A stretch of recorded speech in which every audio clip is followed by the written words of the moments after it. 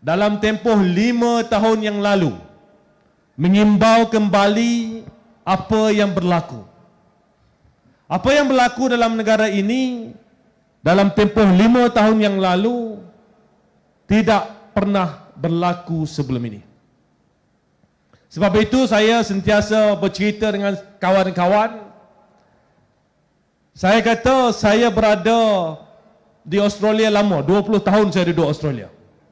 Saya balik Malaysia meletakkan jawatan sebagai pensyarah pada waktu itu di University of Tasmania, balik untuk membantu bersatu ketika itu di Ketirih dan dipertanggungjawabkan untuk bertanding di Parlimen Ketirih pada PRU ke-14. Saya letak jawatan pada akhir bulan Februari 2018. Saya cerita kat kawan-kawan saya, ahli-ahli politik lain termasuk Tok Guru sendiri berkecimpung dalam politik puluhan tahun, tak pernah melalui keadaan yang kita lalui dalam tempoh 5 tahun yang lepas. Saya masuk terus 5 tahun untuk graduate dengan pelbagai keadaan, pelbagai pengalaman politik yang cukup mendewasakan.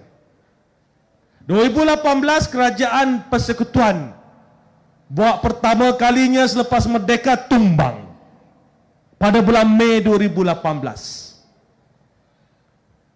Kemudian pada bulan Mac, 1 Mac 2020, kita mendapat seorang Perdana Menteri baru, Tan Sri Muhyiddin Yassin, mengangkat sumpah sebagai Perdana Menteri.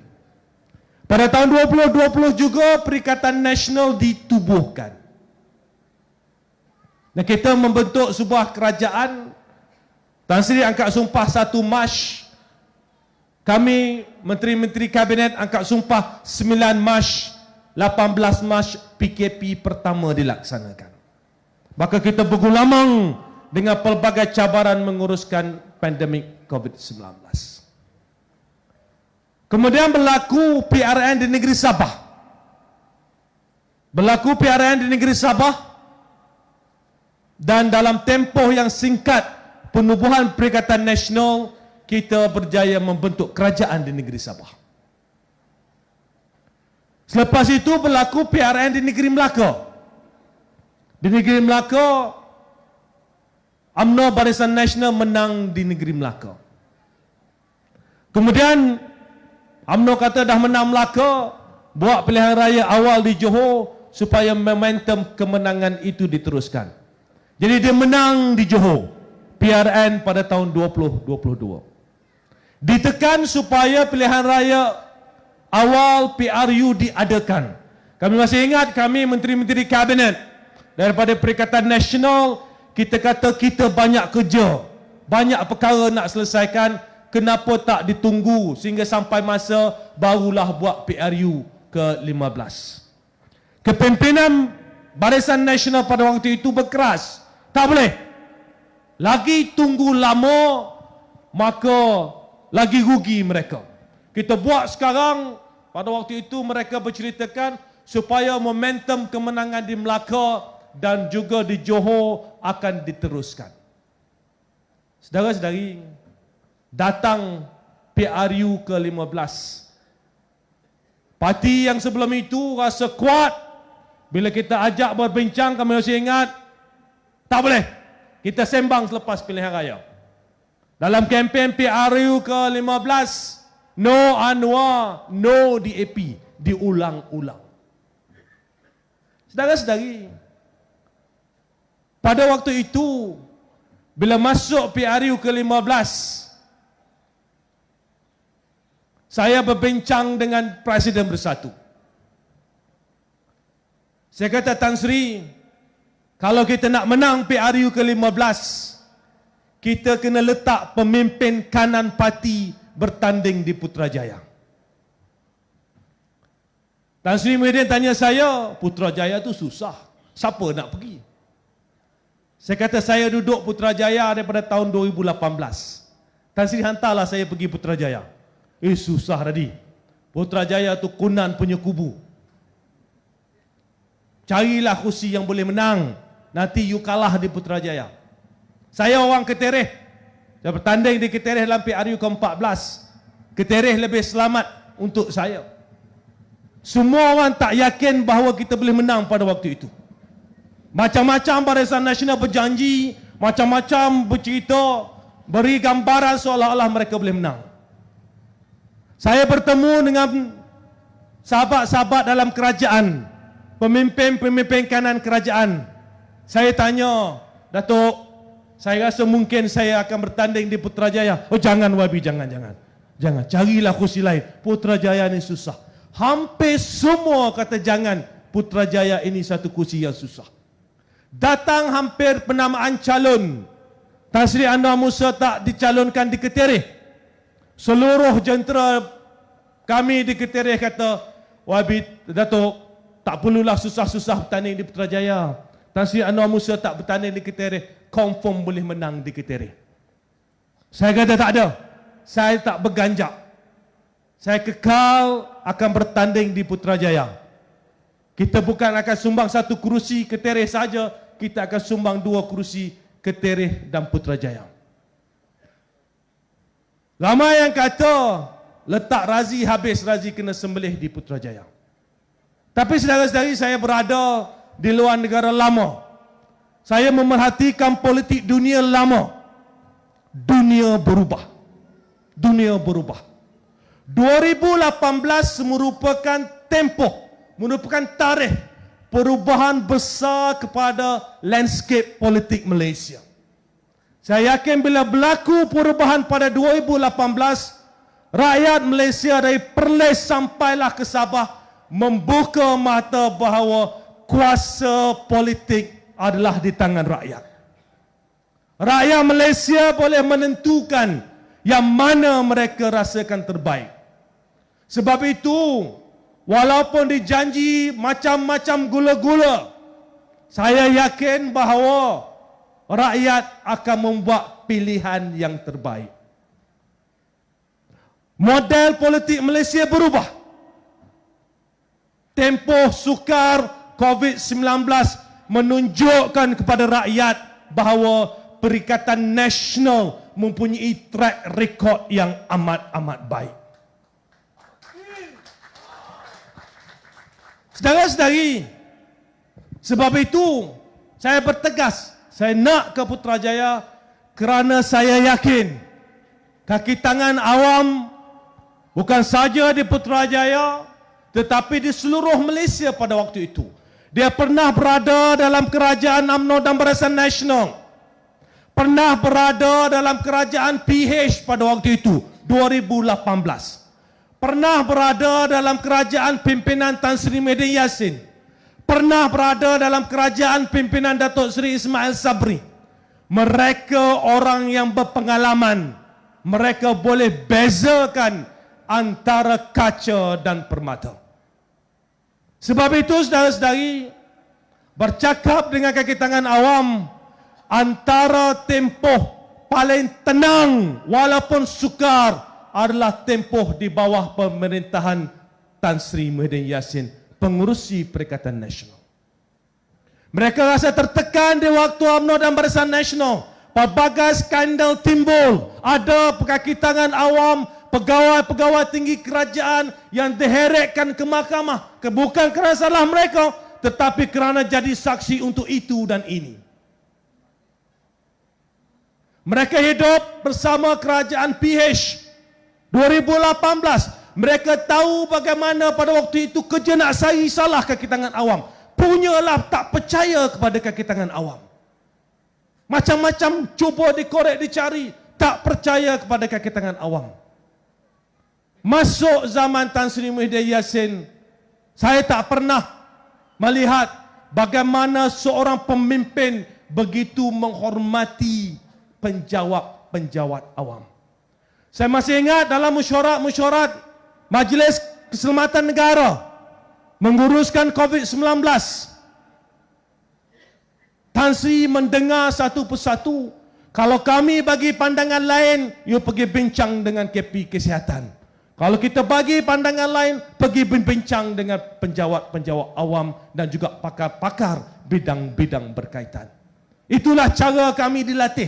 jangan ganggu urusan pentadbiran kerajaan.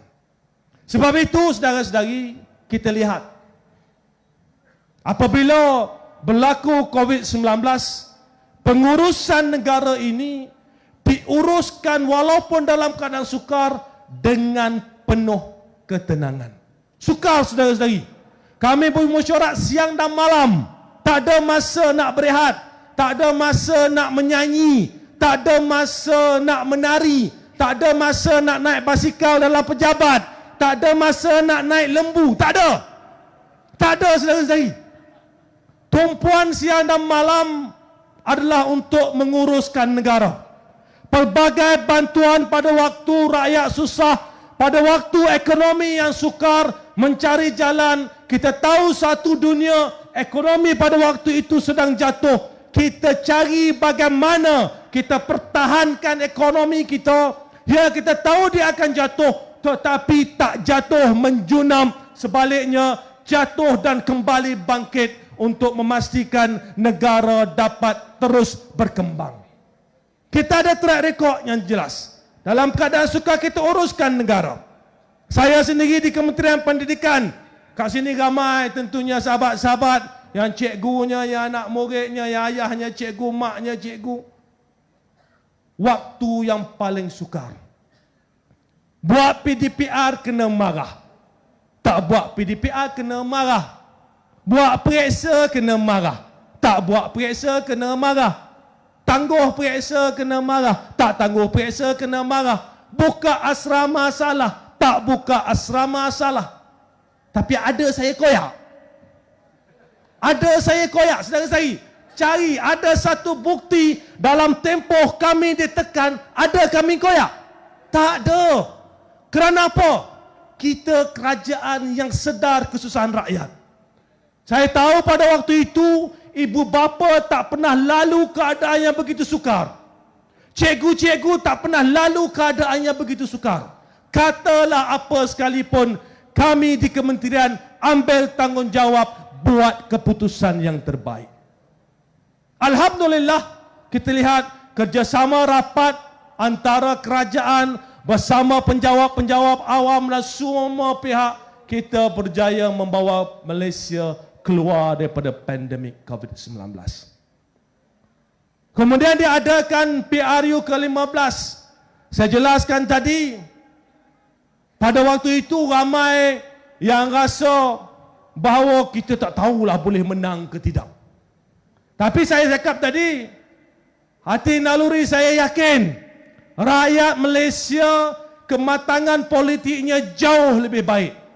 Tak payahlah nak sembang, nak janji itu dan ini. Mereka tahu ini zaman maklumat. Pelbagai maklumat ada di luar sana. Mereka boleh tapis satu persatu. Mereka tahu berada dalam kerajaan yang mana yang lebih baik. Rakyat seluruh negara dapat merasai apakah nikmat waktu kita Perikatan Nasional memerintah. Datang PRU ke-15, kita lihat bahawa Perikatan Nasional yang baru ditubuhkan 2 tahun dah dapat 74 kursi. 2 tahun saudara-saudari.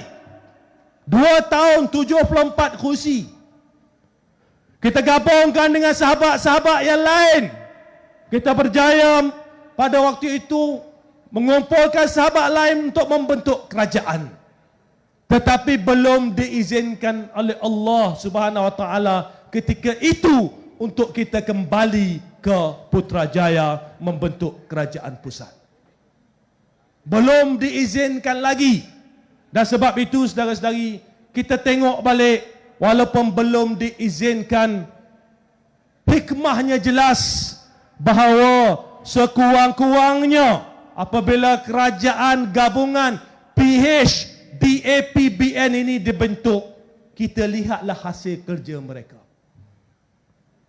Kalau kami di sebelah PN ini menceritakan PH tak boleh jadi kerajaan, BN tak patut jadi kerajaan itu dan ini, orang akan marah.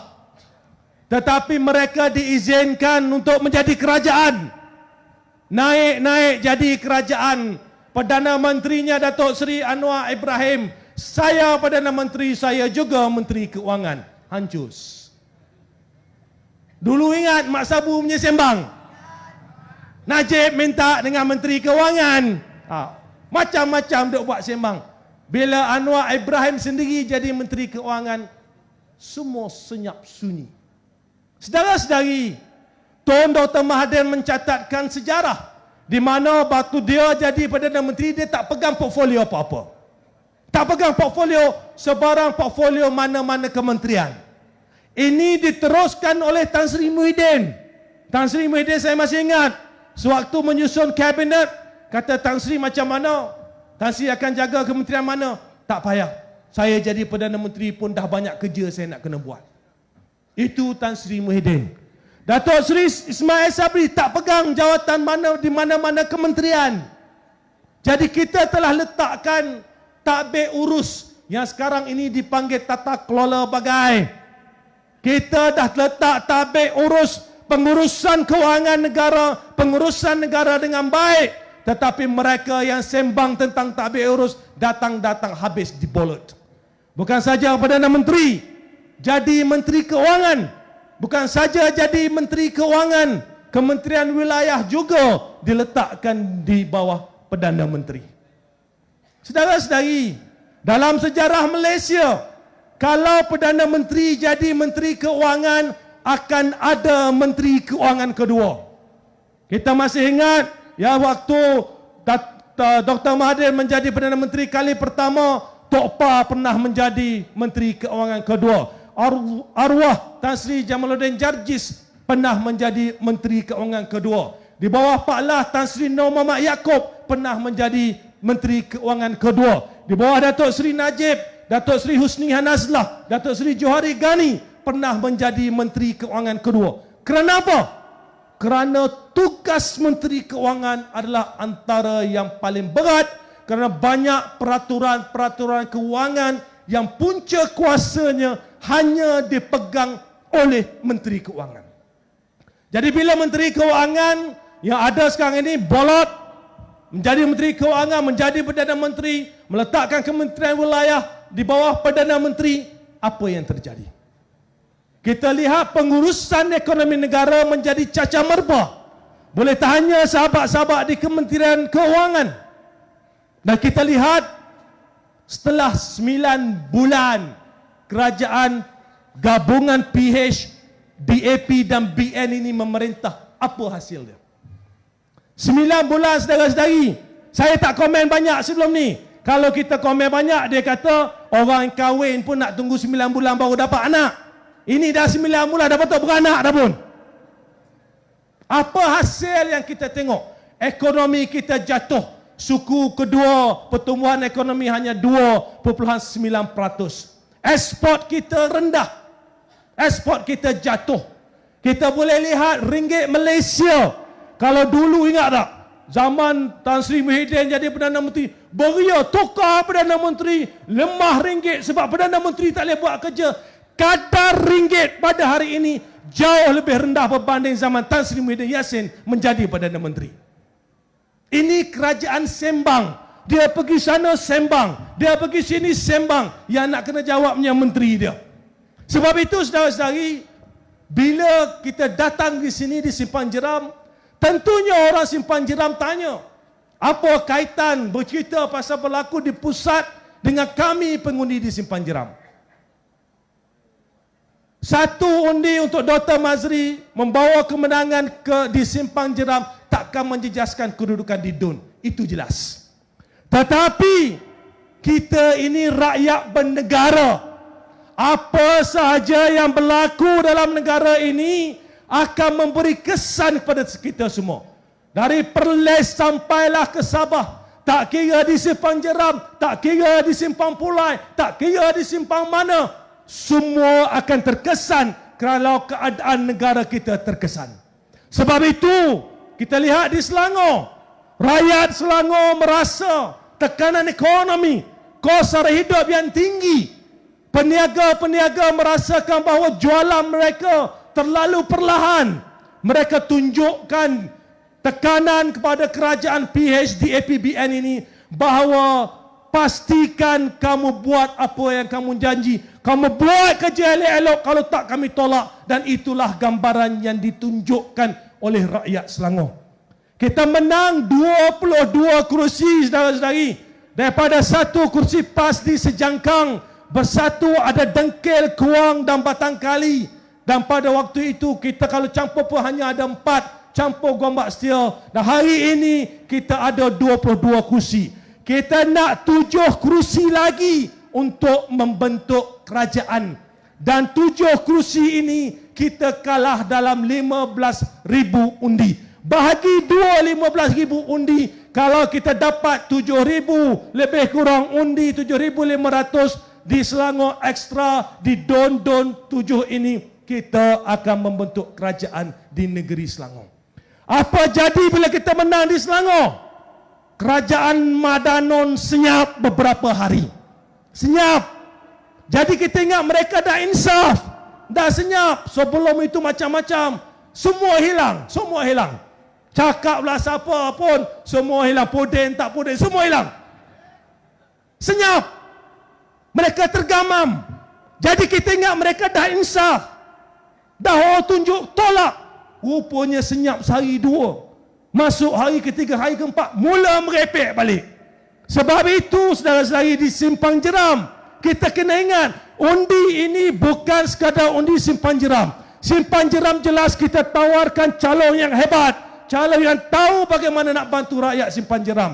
Tetapi apa yang berlaku pada negara, pada ekonomi negara akan menjejaskan anak-anak kita, saudara mara kita, keluarga kita. Kita lihat Johor ini sebuah negeri industri. Bila ekonomi semakin perlahan, semua pihak akan terasa. Jadi kita tak boleh biarkan kerajaan Madanon ini terus tidur, terus lara. Kita perlu hantar mesej baru kepada mereka. Dan mesej baru ini perlu jelas di Simpang Jeram dan juga di pulau. Sebab itu, saudara-saudari, saya mohon ramai-ramai, bila sampai hari mengundi nanti, pastikan pesan kepada semua, keluar ramai-ramai, kita hantar signal yang jelas pada kerajaan Madanon. Kami tak puas hati cara kamu memerintah. Kalau beginilah kamu memerintah, kami bukan saja di Simpang Jeram, bukan saja di Pulau, saudara mara anak-anak kami semua akan terkesan. Inilah manifestasi bahawa kami menolak kerajaan gabungan PHDAP dan BN ini. Kan kita mahukan mereka terus sedar mesej ini perlu terus ditekankan. Dan insya-Allah saya yakin melihat hari ini baru nak panas. Ini ceramah pertama selepas penamaan calon. Dengan kehadiran seramai ini, balik berpesan-pesan, keluar seramai mungkin mengundi. InsyaAllah pada 9 hari bulan nanti, kita akan lihat kedua-dua kerusi di Simpang Jeram dan juga Pulai akan menjadi milik Perikatan Nasional. Boleh? Perikatan!